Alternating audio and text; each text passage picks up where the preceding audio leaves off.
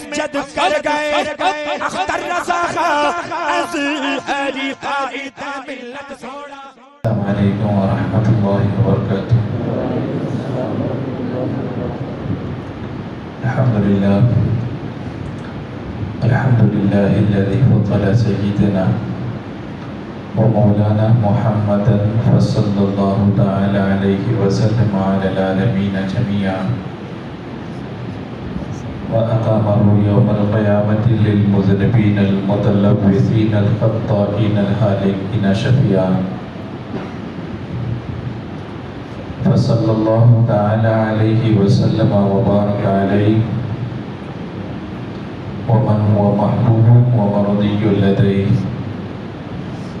صلاة تبقى وتدوم بدوام ملك الحي القيوم. ونشهد أن لا إله إلا الله وحده لا شريك له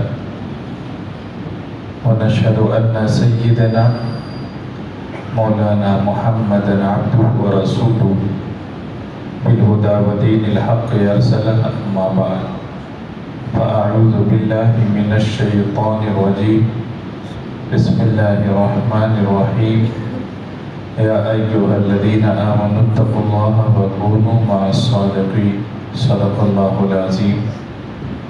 وبلغنا رسوله النبي الأمين المتين الكريم ونحن على ذلك لمن الشاهدين والشاكرين والحمد لله رب العالمين. محترم حضرات، جس آیت کریمہ کو میں نے پڑھا اس سلسلے میں کچھ عرض کرنے سے پہلے آئیے ہم اور آپ مل کر کے نہایت ہی عقیدت و محبت کے ساتھ دل کی اتھاہ گہرائیوں سے با آواز بلند درود پاک پڑھ لیں. اللہم صلی علی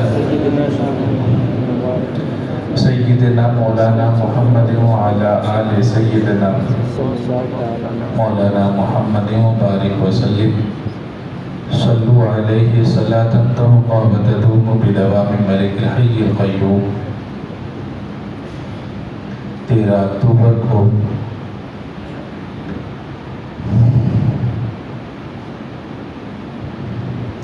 اب عرس اعلیٰ حضرت علیہ رحمت و رضوان ہونے والا ہے اور ان حالات میں باقاعدہ طور پر بڑے جلسوں کا انعقاد بڑا مشکل لگ رہا ہے، بلکہ عرس وغیرہ میں بھی مخصوص افراد کی ہی شرکت ہو پا رہی ہے. ہمیں یہ عقیدہ رکھنا چاہیے کہ یہ اللہ کے ولی ہیں اور اللہ کے مقربین ہیں. یہ اپنی بارگاہ میں آنے کی سعادت عطا فرما دیں تو بھی ان کا کرم ہے، اور اگر کسی وجہ سے روک دے تو بھی انہی کا کرم ہے. ان کی حکومت پوری دنیا پہ رہتی ہے. ان کی نگاہیں وہ دیکھتی ہیں جو عام نگاہیں نہیں دیکھ پاتی. یہ اللہ کے محبوب ہیں، جسے چاہتے ہیں اپنی بارگاہ میں بلا لیتے ہیں اور جب چاہتے ہیں بلا لیتے ہیں. ہم ذرائع کے محتاج ہوتے ہیں، یہ ذرائع کے محتاج نہیں ہوتے. یہ تو وہ موسم بہار ہے جس میں ہر آدمی اعلیٰ حضرت عظیم البرکت علیہ رحمت و رضوان کے گن گایا کرتا ہے.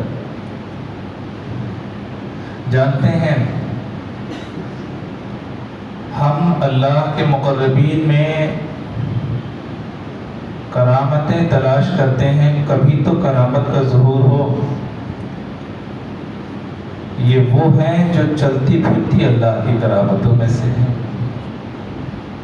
ان کا اٹھنا یہ بھی کرامت ہے، بیٹھنا، چلنا، پھرنا، کھانا، پینا، لکھنا، پڑھنا، فتویٰ نویسی کرنا، واعظ و نصیحت کرنا، کرامتوں کا مجموعہ ہے۔ ملک العلماء حضرت مولانا ظفر الدین علیہ رحمت و رضوان، ان کا شمار ان لوگوں میں ہوتا ہے جو اعلیٰ حضرت عظیم البرکت علیہ رحمت و رضوان کے ساتھ سائے کی طرح موجود رہے۔ ہر سفر، ہر حضر، گھریلو معاملات، بیرونی معاملات، ان تمام پر ملک العلماء کی نظر رہی۔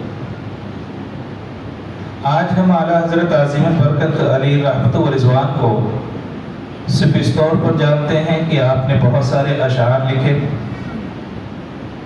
آپ نے بہت سارے فتاوے لکھے، ہم اسی حد تک جانتے ہیں۔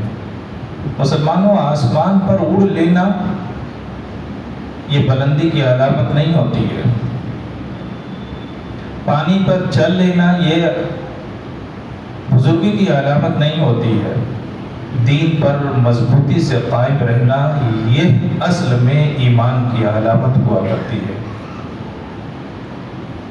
بڑا مشہور مقولہ ہے، الاستقامت فوق الکرامہ، استقامت حالات کیسے بھی ہو جائیں مسلمان کو مذہب نہیں چھوڑنا چاہیے۔ بہت جلدی لوگ یہ کہتے ہیں حالات ایسے ہو گئے ہیں، ہندوستان میں اب ایسا ہو رہا ہے، ویسا ہو رہا ہے، ان حالات میں کچھ تو نرمی ہونی چاہیے اور حالات کے اعتبار سے عمل کرنا چاہیے۔ مومن کی جو اپنی شان ہوتی ہے وہ یہ نہیں ہوتی کہ وہ حالات کو دیکھ کر کے چلنا سیکھے، نہیں، مومن کی شان تو یہ ہوتی ہے کہ حالات اس کو دیکھا کرتے ہیں، وہ حالات کو نہیں دیکھا کرتا۔ اللہ کی اطاعت میں کسی کے حالات نہیں دیکھے جاتے۔ مومن کی اچھی زندگی وہی ہے جو اللہ کی فرما برداری میں گزرے، رسول پاک صلی اللہ تعالی علیہ وسلم کی محبت میں گزرے، کامیاب زندگی وہی کامیاب مانے گی۔ حضور ملک العلماء فرماتے ہیں کرامتیں یہ لوگوں میں تلاش کی جاتی ہیں، لیکن اعلیٰ حضرت عظیم البرکت علیہ رحمت و رضوان کا اٹھنا، بیٹھنا، چلنا، پھرنا، ہر عمل کرامت ہی کرامت تھا، مکمل طور پر کرامت ہے۔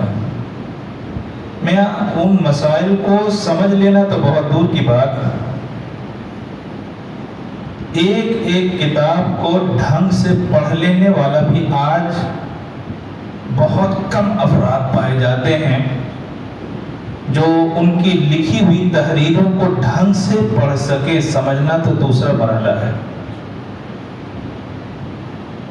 حضور شارح بخاری ابجدی علیہ رحمت و رضوان اپنے زمانے میں سن 2000 میں انتقال ہوا، اور شارح بخاری کی بات کر رہا ہوں جو بہت بڑے عالموں میں ان کا شمار، مفتیوں میں ان کا شمار، مفتی شریف الحق صاحب قبلہ ابجدی علیہ رحمت و رضوان فرماتے ہیں کہ صرف ہدایت بخشش، ہدایت بخشش کیا ہے؟ اعلیٰ حضرت کے کلام کا مجموعہ ہے جس میں آپ نے مختلف اشعار لکھے، منقبتیں لکھی، اللہ کی حمد بیان کی، اور سب سے زیادہ رسول اللہ صلی اللہ علیہ وسلم کی نعت پاک لکھی۔ فرماتے ہیں آج میری نظر میں کوئی ایسا نہیں ہے جو صرف ہدایت بخشش کو سمجھ کر کے بتا دے کہ یہ کیا لکھا گیا ہے۔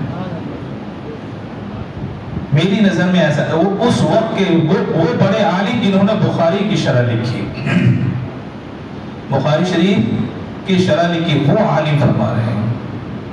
تو اعلیٰ حضرت کو سمجھنا اتنا آسان نہیں ہے، بس اتنا یاد رکھو، دامن سے وابستہ رہو گے تو جہاں اللہ کی رحمتیں ان کے اوپر نازل ہوتی ہیں وہیں ان کے صدقے میں اللہ ہمارے اوپر بھی نازل فرمائے گا۔ آج ایک عام اولاد، ایک عام بچہ اپنے ماں باپ کو نہیں سمجھ پاتا، تو اعلیٰ حضرت عظیم البرکت علیہ رحمت و رضوان کو سمجھ پانا اتنا آسان تو نہیں ہے. سب سے اعلیٰ وصف تھا، بلکہ سب سے اعلیٰ وصف یہ ہے کہ جو بھی زندگی گزاری اللہ اور اس کے رسول کی اطاعت میں گزاری، اور رسول اللہ صلی اللہ تعالی علیہ وسلم سے جو محبت رہی وہ ایسی محبت رہی کہ اٹھتے بیٹھتے جب یاد کیا تو رسول اللہ صلی اللہ علیہ وسلم کو یاد کیا. حجاج کرام جب سفر حج کے لیے جایا کرتے اور ملنے کے لیے آیا کرتے، تو جب پتہ چلتا حضرت کو، اعلیٰ حضرت عظیم البرکت کو پتہ چلتا کہ مدینہ پاک کا سوار ہے، مسافر ہے، تو آپ اپنی جگہ سے کھڑے ہو جاتے اور مصافحہ ہوتا، معانقہ ہوتا، اور اتنا دل بے قرار ہوتا کہ آپ کی آنکھوں میں آنسو جاری ہو جایا کرتے. تم نہیں چلتے رضا، سارا تو سامان گیا. یہ حقیقت ہے کہ رہتے ہند میں تھے، لیکن جو دل لگا ہوا تھا وہ مدینہ پاک اور رسول اللہ کے در سے لگا ہوا تھا. ہمیشہ اللہ کے رسول صلی اللہ تعالی علیہ وسلم سے نہ صرف یہ کہ محبت کا اظہار فرماتے، بلکہ حقیقی محبت دل میں تھی تو اعلیٰ حضرت عظیم البرکت علیہ رحمت و رضوان کے دل میں تھی. ایک مولانا صاحب فرماتے ہیں کہ میری والدہ سفر حج کے لیے جب روانہ ہونے لگی تو اعلیٰ حضرت عظیم البرکت علیہ رحمت و رضوان کی بارگاہ میں حاضری دی اور عرض کیا کہ آپ میرے لیے دعا فرمائیں. آپ کی آنکھیں ڈبڈبا گئی اور انہوں نے اظہار کیا کہ میں چاہتی ہوں کہ آپ ہمارے ساتھ رہیں. تو اعلیٰ حضرت عظیم البرکت علیہ رحمت و رضوان نے فرمایا اب تو جانا، ابھی فوراً نکلنا یہ اتنا آسان تو نہیں ہے. اس زمانے میں آج کی طرف فلائٹیں بھی نہیں تھی کہ اس طرح ویزا مل جائے فوراً آدمی چاہے 3 گھنٹے میں پہنچ جائے. آپ نے فرمایا آپ جائیے، میری دعائیں آپ کے ساتھ ہیں. خاتون بہت زیادہ اعلیٰ حضرت عظیم البرکت سے عقیدت رکھتی تھی. کہا نہیں حضور آپ بھی چلتے تو اچھا ہوتا. وہ خاتون چھوٹی کوئی بچی کا نام نہیں تھا، عمر دراز خاتون تھی. محبت اس قدر اعلیٰ حضرت سے فرماتی تھی، اس قدر اعلیٰ حضرت سے محبت فرماتی، ضد پکڑ لی کہ آپ بھی چلیں تو بہت اچھا ہو. ایسا ہوتا ہے جب کوئی محبت کرنے والا بہت زیادہ محبت کرتا ہے تو کبھی کبھی ضد بھی کر لیتا ہے. تو ان خاتون نے بار بار ایک ہی لفظ کہا آپ بھی چلتے تو زیادہ اچھا ہوتا. آپ کی زبان سے بجستہ نکلا چلو تم چلو، ہم تمہارے ساتھ ہیں. یہ جملہ ایسا تھا کہ مطلب کسی طرح خاتون سے ایک پیچھا چھوٹے، تم جاؤ ضد کر رہی ہو، یہ ممکن نہیں ہے میرا، ظاہراً ابھی جانا ممکن نہیں ہے. لیکن آپ ایک بات یاد رکھو، اللہ کے جو مقربین ہوتے ہیں ان کے لیے دور قریب نزدیک، سننا دور جانا، مسافت کا ہونا، وقت کا بڑھ جانا، وقت کا کم ہو جانا یہ کوئی معنی نہیں رکھتا، کیونکہ یہ اس سے محبت کرتے ہیں جو وقت کو پیدا کرنے والا ہے. اگر یہ چاہ جائیں تو سیکنڈوں کا وقت سالوں میں تبدیل ہو سکتا ہے، اور یہ چاہ جائیں تو سالوں کا وقت سیکنڈوں اور لمحوں میں تبدیل ہو سکتا ہے. ان کی شان ایسی ہوا کرتی ہے. خاتون نے عرض کیا آپ بھی چلتے، تو آپ بار بار چونکہ یہ فرما رہے تھے کہا چلو میں تمہارے ساتھ ہوں. لوگوں نے سب نے دیکھا کہ وہ خاتون مطمئن ہو گئی، چلی گئی، اور اعلیٰ حضرت اپنے دارالفتہ میں بیٹھ کر کے فتویٰ لکھتے رہے. سب نے دیکھا، ذی الحجہ کا مہینہ بھی گزر گیا، اعلیٰ حضرت عظیم البرکت علیہ رحمت و رضوان بریلی شریف سے بھی باہر نہ نکلے. اعلیٰ حضرت نہ نکلے ایسا نہیں نکل پائے، مصروفیت تھی اس وقت، جانا طے نہ تھا. لیکن آپ جانتے ہیں اس خاتون کا بیان ہے، ہم مکہ المکرمہ پہنچے اور ارکان کو ادا کرنے کے بعد آدھی رات کو حتیم کے پاس میں نماز پڑھ رہی تھی. آدھی رات کو حتیم کعبہ جو ہے، کعبہ ہی کا ایک حصہ ہوتا ہے، اس کے پاس فرماتی ہیں میں نماز پڑھ رہی تھی. میرے شوہر بھی موجود تھے، گھر والے بھی موجود تھے. ہوا یہ کہ مصر کے لوگوں کا اتنا بڑا قافلہ آ گیا، اتنا بڑا، ہزاروں لوگوں کا قافلہ آیا، ہزاروں لوگ اس میں شامل تھے. طواف میں ایسے مصروف ہو گئے کہ دھکا کھاتے کھاتے ہم لوگ سب لوگ الگ الگ ہو گئے، اور نہ میرے ساتھ میرے شوہر تھے، نہ جان پہچان کے کوئی نظر آ رہے تھے. خاتون اس وقت بہت گھبرائیں کہ یا اللہ، اجنبی شہر ہے، اجنبی مقام ہے، کوئی بتانے والا بھی نہیں ہے، اور میں اپنوں سے دور ہو گئی ہوں. اس وقت فرماتی ہیں میرے دل میں خیال آیا، اعلیٰ حضرت آپ ہی نے فرمایا تھا میں تمہارے ساتھ ہوں، تو ہے کہاں؟ اب آپ کو نہیں پکاریں گے تب کب آپ کو پکاریں گے؟ جب اب نہیں پکاریں گے تب کب پکاریں گے؟ آنکھوں میں آنسو آ گئے. فرماتی ہیں اسی وقت میں نے دیکھا اعلیٰ حضرت عظیم البرکت و رضوان وہی حتیم کعبہ کے پاس کھڑے ہوئے موجود ہیں، وہی کھڑے ہوئے ہیں. اور آپ نے ارشاد فرمایا پیچھے پیچھے آؤ. اور یہ خاتون پیچھے پیچھے چلتی گئی، اور فرماتے ہیں مجھے اس دروازے تک اعلیٰ حضرت لے کر کے گئے جہاں ان کے شوہر ان کا انتظار فرما رہے تھے. سبحان اللہ، سبحان اللہ. دیکھنے والوں نے یہ دیکھا تھا کہ یہاں سے نکلے نہیں، بریلی شریف سے، شہر سے باہر ہی نہیں گئے. ایام ذی الحجہ میں آپ باہر ہی نہیں گئے. لیکن کوئی بتا سکتا ہے کہ اگر یہاں پر موجود تھے تو وہاں پر کون موجود تھا؟ اعلیٰ حضرت عظیم البرکت علی رحمت و رضوان یہاں پر موجود تھے تو وہاں پر کون موجود تھا؟ تو اسی لیے ہم کہتے ہیں اچھوں کے دامن سے وابستہ رہو. جہاں کوئی کام نہ آئے گا وہاں یہی لوگ کام آئیں گے، یہی لوگ کام آئیں گے. چنانچہ فرماتی ہیں مجھے لے کر کے گئے، فرمایا پیچھے پیچھے آؤ.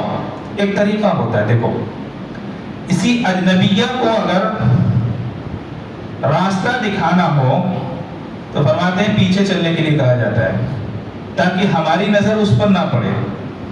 ہم راستہ دکھانے والے ہیں، وہ راستہ چلنے والی ہے. ضرورت اس کو ہے، ضرورت ہم کو نہیں ہے. ضرورت اس کی ہے تو وہ نظر اٹھا کر کے ہم کو دیکھ سکتی ہے. ہمارا نظر اٹھا کر کے دیکھنا اسے گناہ کا سبب ہو جائے گا. فرمایا میں آگے چلتا ہوں، تم پیچھے پیچھے آؤ. اور پھر لے کر کے چلتے رہے اور اس دروازے تک پہنچے جہاں ان کے شوہر انتظار فرما رہے تھے. خاتون فرماتی ہیں جب شوہر نظر آئے تو اعلیٰ حضرت غائب ہو گئے. جب شوہر چاہا لپک کر کے بتانا اپنے شوہر کو کہ یہ دیکھو یہاں پر اعلیٰ حضرت موجود ہیں، یہ بتانا چاہتی تھی وہ خاتون. اعلیٰ حضرت عظیم البرکت علی رحمت اللہ کا تعارف کرانا چاہتی تھی.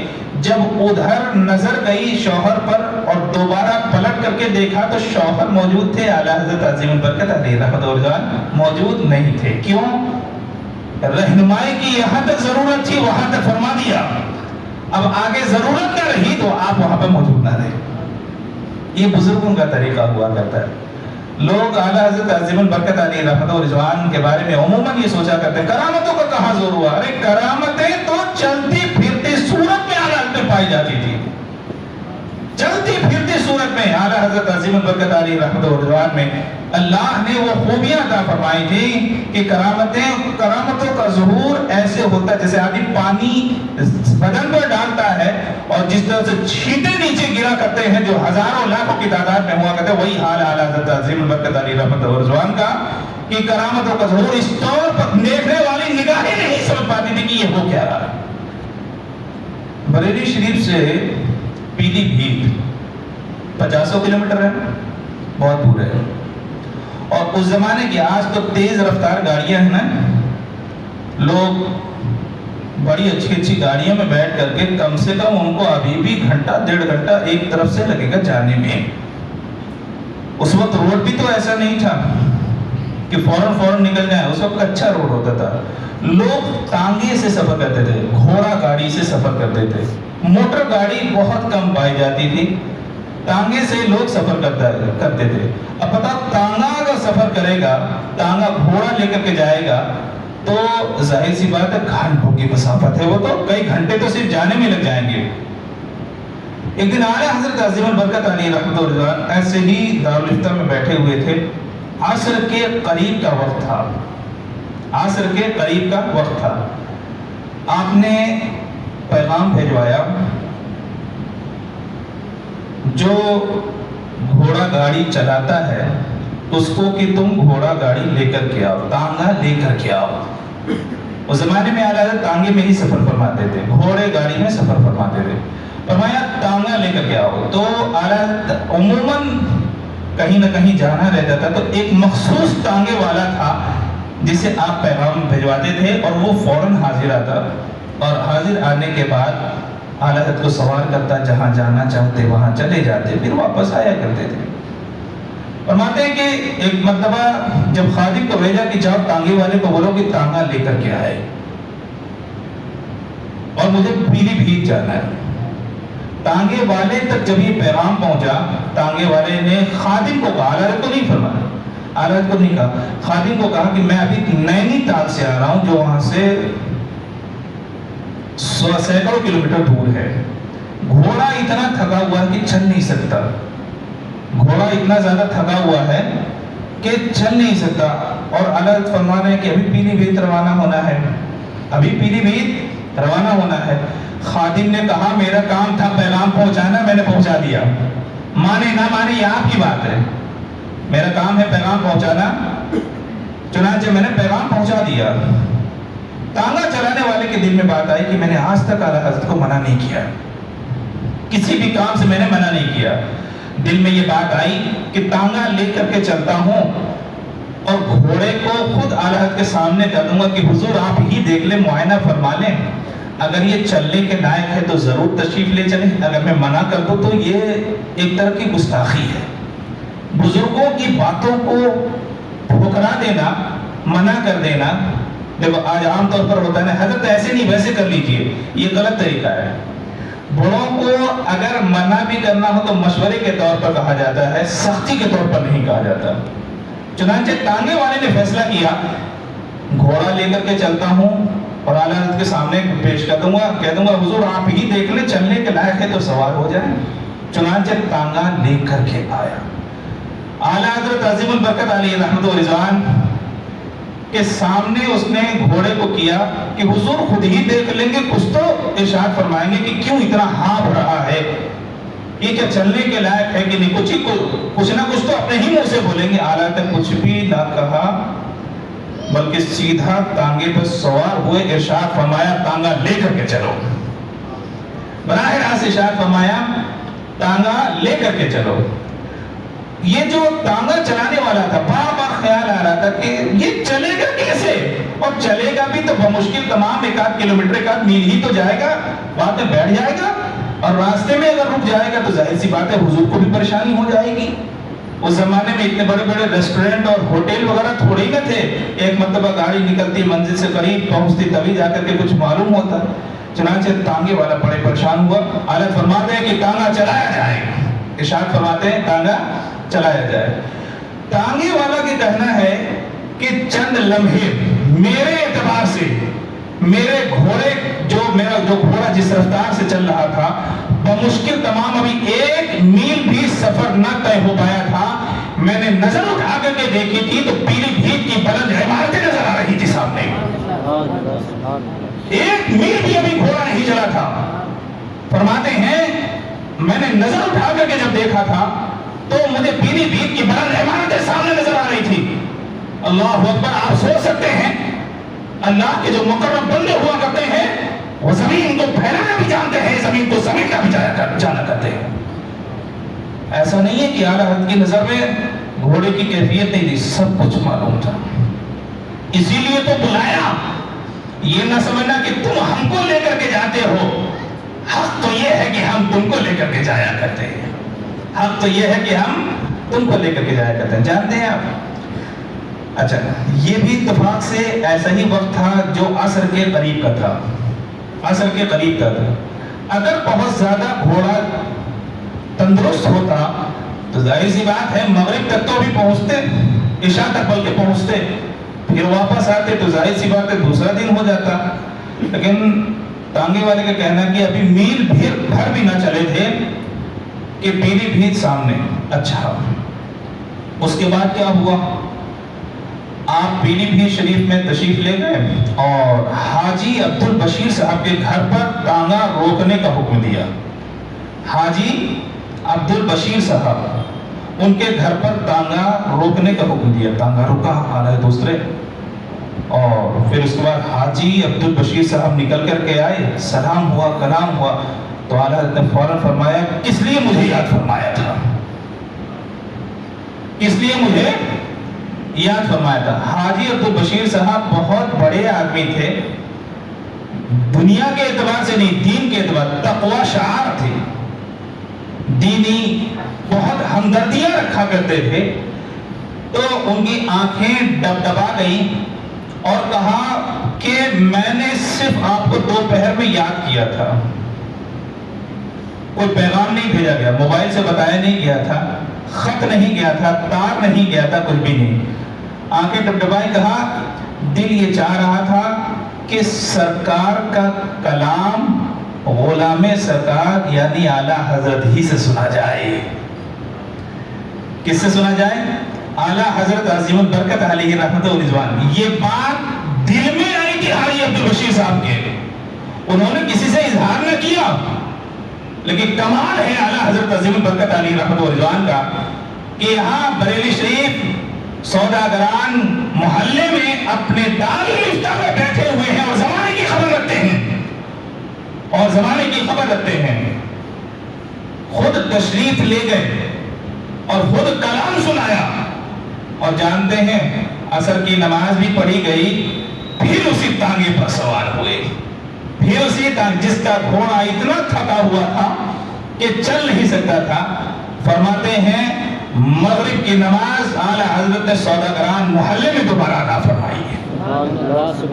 مغرب کی نماز اعلیٰ حضرت عظیم البرکت علیہ رحمت و رضوان نے دوبارہ سوداگران محلے میں اپنی مسجد میں ادا فرمائی ہے. یہ اللہ والے ہوا کرتے ہیں مسلمانوں، زمین کی وسعتیں ان کے لیے کوئی حیثیت نہیں رکھا کرتی، مسافت کوئی چیز ان کے نزدیک ہے ہی نہیں. اسی لیے کہا جاتا ہے کہ وہ دلوں کے حال سے باخبر ہیں. ارے ان کے لیے قریب کیا دور کیا جاننا کوئی ضروری نہیں ہے. عقیدت اگر موجود ہو تو یہاں سے بھی اگر عقیدت سے پکارا جائے تو یقیناً وہ وہاں پر سنیں گے، یقیناً وہ وہاں پر سنیں گے. ان سے کوئی بھی چیز پوشیدہ نہیں ہوا کرتی. حضور غوث پاک کی وہ بات یاد آتی ہے آپ کو جب ایک مرید نے کہا تھا کہ آج دوسرے مریدین کیوں نہیں آ رہے، تو دوسرے مریدین آنے لگے تو دھکا کھا کے پیچھے آیا. کہا کہ وہی وقت بہتر تھا کہ میں حضرت کے قریب تھا، تو حضرت نے قریب بلایا. ارشاد فرمایا یہ دیکھو تمہیں قریب بلانا دور بھیجنا یہ تو ہمارے ہاتھوں میں ہے، یہ تو ہمارے ہاتھوں میں ہے. ہم جب چاہتے ہیں اللہ کی مخلوق کو اپنے قریب کر لیتے ہیں اور جب چاہتے ہیں اپنے سے دور بھی کر دیا کرتے ہیں. تو بات سمجھ میں آئی کہ ہمیں اس بات کا یقین رکھنا چاہیے، عقیدہ رکھنا چاہیے ہم نہیں جاتے، یہ تو وہ طلب فرما لیا کرتے. اگر ان کی بارگاہ میں پہنچ جائے تو آدمی کو یہ نہیں سوچنا چاہیے ہمارا کمال ہے، بلکہ یہ سوچنا چاہیے یہ تو ان کا کمال ہے کہ اپنی بارگاہ میں بلا لیا، یہ ہمارا کمال نہیں ہوا کرتا. اور نیکوں کی بارگاہ میں جاؤ تو نیکیاں لے کر کے جاؤ، برائیاں چھوڑ کر کے جاؤ. جھوٹ، غیبت، دغا، بے وفائی اور امانت میں خیانت کرنا یہ سب کچھ چھوڑ کر کے جاؤ. درود پاک کثرت سے پڑھا کرو، ان کے اشعار کو کثرت سے دہراؤ. رسول پاک صلی اللہ تعالی علیہ وسلم کی محبت دلوں میں پیدا کرنے کا جو سب سے بڑا ذریعہ ہے وہ اعلیٰ حضرت عظیم البرکت علیہ رحمت و رضوان کے اشعار کا پڑھنا ہے. کیوں آخر فقہاء کرام نے فرمایا، کیوں آخر بزرگان دین کا یہ طریقہ رہا، رات بھر میلاد النبی کا پروگرام ہوتا ہے، رات بھر نعت خوانی ہوا کرتی ہے. دیکھو آج کی نعت خوانی کے بارے میں نہیں بول رہا ہوں، بڑی بری رسمیں ہو گئی ہیں کہ اس میں پڑھنے والے کا بھی مقصد دکھانا ہوتا ہے اور سننے والے کا بھی مقصد کلام سننا نہیں ہوتا، آواز دیکھنا ہوتا ہے۔ اگر یہ دو مقاصد ہیں تو دونوں برباد ہیں۔ واضح لفظوں میں بول رہا ہوں، اگر پڑھنے والے کا یہ مقصد ہو کہ لوگ میری تعریف کریں تو وہ عبادت گناہ ہے، اور سننے والے کلام نہ سن کر کے آواز دیکھنے کے لیے جائیں کہ وہ شاید بہت اچھی آواز میں پڑھتا ہے، تو صرف اگر آواز سننے جا رہے ہیں تو یہ آپ کا جانا گناہ کا سبب ہے۔ اور جو اسٹیجوں پہ ناٹک بازی ہوتی ہے وہ ایک الگ، قوالوں میں اور شعراء میں کوئی فرق نہیں رکھا جاتا، یہ گناہ کا سبب ہوا کرتا ہے۔ اگر حقیقی طور پر نعت خوانی سیکھنا ہے تو اعلیٰ حضرت عظیم البرکت علیہ رحمۃ اللہ ہی سے سیکھو، جنہوں نے اشعار کو لکھا، سنا، سنایا، سب کا طریقہ بتایا ہے۔ اور آپ جانتے ہو طریقہ کار یہ تھا، اعلیٰ حضرت بھی سنتے تھے اور ایسے سنتے کہ نظریں جھکی رہا کرتی تھی، اور آپ دوزانوں بھی بیٹھا کرتے اور بہت بہت سنا کرتے، آواز پر نہیں کلام پر جایا کرتے۔ بہت زیادہ خوشی ہوتی تو کبھی داد بھی دیا کرتے، کبھی آپ نے دوشالہ بھی عطا فرمایا، کبھی آپ نے پیسے بھی عطا فرمائے، انعام کے طور پر آپ نے بہت کچھ دیا۔ لیکن طریقہ یہی بتایا کہ رسول اللہ صلی اللہ تعالی علیہ وسلم کی شان میں جب نعت پاک پڑھی جائے تو سرکار کا تصور سامنے رہنا چاہیے، اور جب سرکار کے سامنے آدمی رہے گا تو بڑے ہی ادب و احترام کے ساتھ رہے گا، بڑے ہی ادب و احترام کے ساتھ رہے گا، چاہے وہ سننے والا ہو چاہے وہ سنانے والا ہو۔ یہ اللہ کے مقربین ہیں جن سے آج وابستہ رہنے کی ضرورت ہے۔ ان کے لیے زمین کا کوئی خطہ دور نہیں ہے، کوئی خطہ قریب نہیں ہے، اور ان کے لیے وقت بھی کوئی اہمیت نہیں رکھتا۔ یہ چاہ جائیں تو فرماتے ہیں کہ سیکنڈوں کو سالوں میں تبدیل فرما دیں، اور یہ چاہ جائیں تو سال کو لمحوں میں تبدیل فرما دیں۔ حضور ملک العلماء فرماتے ہیں کہ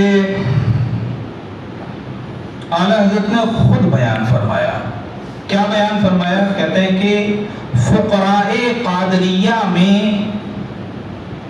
ایک ایسے بھی ہیں جن کی زندگی میں 2 مرتبہ ایسا وقت آیا کہ فجر کی نماز کا وقت بہت کم تھا، فجر کی نماز کا وقت بہت کم تھا، اور تب نیند کھلی، اور سوء اتفاق یہ کہ اس وقت غسل کی حاجت تھی۔ تو اعلیٰ خود بیان فرماتے ہیں کہ فقراء قادریہ میں جو فقیر تھے قادریہ کے، فرماتے ہیں کہ وہ اٹھنے کے بعد ٹھنڈی کے دن تھے، 10 منٹ کا وقت باقی تھا طلوع آفتاب میں، سورج کے نکلنے میں صرف 10 منٹ کا وقت باقی تھا۔ گھڑی دیکھا 10 منٹ باقی تھے، چنانچہ وہ ٹھنڈی کے ایام تھے، پانی گرم ہوا، غسل خانے میں رکھا، اس سے پہلے نجاست کو دور فرمایا، وضو فرمایا، خلال فرمایا، غسل خانے میں تشریف لے گئے۔ تو غسل خانے میں جانے سے پہلے آپ نے گھڑی کو، اس زمانے میں گھڑی پہنی کم جاتی تھی، رکھی زیادہ جاتی تھی، زنجیر آج بھی درست نہیں ہے۔ اعلیٰ حضرت عظیم البرکت علی رحمۃ اللہ ڈورے میں باندھ کر کے رکھا کرتے تھے، گھڑی ایسی ہوا کرتی تھی اور جیب میں رکھا کرتے تھے۔ اس کا مطلب یہ نہیں تھا کہ اعلیٰ حضرت وقت کے ماہر نہیں تھے، الحمدللہ وقت کے جو اتنے ماہر کہ جن کی گھڑیاں خراب ہو جاتی تھی آپ کے بتانے کے مطابق اس کی تصحیح فرما لیا کرتے تھے۔ علم توقیت، وقت کب کیا ہوگا یہ چاند اور سورج کی رفتار کو دیکھ کر کے اعلیٰ حضرت عظیم البرکت علی رحمۃ اللہ متعین فرما دیا کرتے ہیں۔ فرماتے ہیں غسل کے لیے جب جانے لگے، گھڑی نکالی جیب سے اور زمین پر رکھ دی، دیکھا اس وقت 10 منٹ باقی تھے، اور غسل خانے میں تشریف لے گئے۔ ٹھنڈی کا زمانہ تھا تو ظاہر سی بات ہے ٹھنڈی کے زمانے میں آدمی بہت سارے کپڑے پہن کر کے رکھتا ہے۔ غسل خانے میں تشریف لے گئے، دھیرے دھیرے سارے کپڑے اتارے. ذہن سے یہ بات نکل گئی کہ 10 منٹ باقی ہیں, اور پھر بہت آرام کے ساتھ غسل فرمایا. 3 مرتبہ کلی کی, 3 مرتبہ ناک میں پانی ڈالا, پورے جسم پر 3 مرتبہ پانی بہایا, خوب اطمینان سکون کے ساتھ, بڑی اطمینان اور سکون کے ساتھ کہ غسل کیا. غسل کرنے کے بعد چونکہ ٹھنڈی کا زمانہ تھا, فرماتے ہیں کہ بڑے آرام سے پورے جسم کو پوچھا کہ کہیں ٹھنڈک نہ لگ جائے. پھر اتنے سارے جو کپڑے نکالے گئے تھے دوبارہ پہنے, اور جب حمام سے باہر آئے گھڑی اٹھا کر کے دیکھا تو اب بھی 10 منٹ وقت فجر باقی ہے, اب بھی 10 منٹ. تو دماغ میں, ذہن میں یہ خیال آیا کہ ہو سکتا ہے گھڑی میں نے جب رکھی تھی تو بند ہو گئی ہو, اور جب میں نے گھڑی کو اٹھایا تو پھر چلنے لگی ہو, تو ایسا ہو سکتا ہے, یہ خیال آیا. لیکن آپ نے جب آسمان کی طرف نظر کی تو علم توقیت کی روشنی میں آپ سمجھ گئے کہ وقت فجر تو ابھی اتنا باقی ہے کہ میں جماعت کے ساتھ فجر کی نماز پڑھ سکتا ہوں. آپ نے سنتیں بھی پڑھی اور فجر کی نماز بھی پڑھی, اور جانتے ہیں جب تسلی نہ ہوئی وہ جیبی گھڑی کو لے کر کے زنان خانے میں یعنی اپنے گھر کے اندرونی حصے میں تشریف لے گئے. وہاں پر بڑی گھڑی لگی ہوئی تھی جس کو دیکھ کر کے وقت متعین فرمایا جاتا تھا کہ وہ غلط نہیں ہوتی تھی, چھوٹی گھڑیاں بڑی گھڑی سے ملائی جاتی تھی. چنانچہ آپ نے دیکھا تو چھوٹی گھڑی کا وقت من وعن بڑی گھڑی کے بالکل مطابق تھا, 1 سیکنڈ نہ کم تھا نہ 1 سیکنڈ زیادہ تھا. اب حیرت ہوتی ہے کہ مطلب اتنے کاموں کو انجام دیا گیا اور وقت بڑھا نہیں. تو یہ بات سمجھ میں آتی ہے میرا رب اپنے محبوبوں سے اتنی محبت فرماتا ہے, چاہے تو وقت میں وسعت پیدا فرما دے اور چاہے تو وسیع وقت کو سمیٹ کر دے رکھ دے. میرا رب اس بات پر قادر ہے. چنانچہ اعلی حضرت عظیم البرکت علی رحمۃ اللہ رضوان فرماتے ہیں کہ فقراء قادریہ میں سے یہ معاملہ 2 مرتبہ ان کے ساتھ پیش آیا. حضور ملک العلماء فرماتے ہیں وہ کسی اور کے ساتھ نہ تھی بلکہ وہ اعلی حضرت عظیم البرکت علی رحمۃ اللہ رضوان ہی کی ذات مقدسہ تھی. یہ کسی اور کی زندگی کا واقعہ نہیں ہے بلکہ خود اعلی حضرت عظیم البرکت علی رحمۃ اللہ رضوان کی زندگی مبارکہ کا واقعہ ہے. وہ چاہیں تو سمیٹ دے, وہ چاہیں تو بڑھا دے. فرماتے ہیں اللہ کی وصیت تھی کہ انتقال کے بعد 3 دن تک قرآن پاک پڑھا جائے, میری قبر پر قرآن پاک پڑھا جائے. چنانچہ وصیت پر عمل ہوا, پڑھتے رہے. ایک حاجی صاحب کے دل میں دعا تھی, ایک آرزو تھی کہ میں بھی جاؤں اعلی حضرت کی قبر پر پڑھوں. آپ پہنچے تو فرماتے ہیں کہ ایک کشمیر سے آئے ہوئے مہمان تھے جو قرآن پاک پڑھے جا رہے تھے. اب ان کو بول نہیں سکتا کہ میں بھی پڑھنا چاہتا ہوں, پڑھ رہے تھے, بول نہیں سکتا کہ پڑھ رہا ہوں. اچانک اٹھے, قرآن پاک حاجی صاحب کو دیا, کہا میں جا رہا ہوں آپ پڑھیے گا, میں جا رہا ہوں آپ پڑھیے. چنانچہ یہ پڑھنے لگے. فرماتے ہیں ظہر کا وقت آ گیا, اذان ہو گئی, صلاۃ بھی پکاری گئی, جماعت کے قریب باقاعدہ الصلاۃ وغیرہ پکاری جاتی تھی, وہ بھی ہو گئی. دل میں یہ خیال آیا مولا اگر میں اٹھ کر کے چلا جاؤں تو اعلیٰ حضرت کی وصیت پر عمل نہ ہوگا, اور نہ اٹھ کر کے گیا تو رب العزت کے حکم پر عمل نہ ہوگا. جماعت میں شریک ہونا یہ بھی ضروری ہوا کرتا ہے اور واجبات میں سے ہے. جماعت میں شریک ہونا یہ واجبات میں سے ہے. فرماتے ہیں اگر نہیں گیا تاریخ جماعت کہلاؤں گا, گنہگار ہوں گا, اور اگر چلا گیا تو اعلیٰ حضرت عظیم البرکت علی رحمۃ اللہ رضوان کی وصیت پر عمل نہ ہو پائے گا. اس وقت کوئی بھی قبر مبارکہ کے پاس موجود نہیں تھا. دیکھا اسی وقت مولانا حشمت صاحب آئے اور دوڑے دوڑے آ رہے ہیں اور فرمایا کہ میں ظہر کی نماز پڑھ کر کے آ رہا ہوں, قرآن میں پڑھتا ہوں اور نماز آپ جا کر کے ادا فرما لیجیے. یہ انتظامات مٹی کے اندر رہنے والا شخص بنا رہا ہے. ہم یہ سمجھتے ہیں, وہ دیکھتے نہیں منومن مٹی کے نیچے کیا ہے.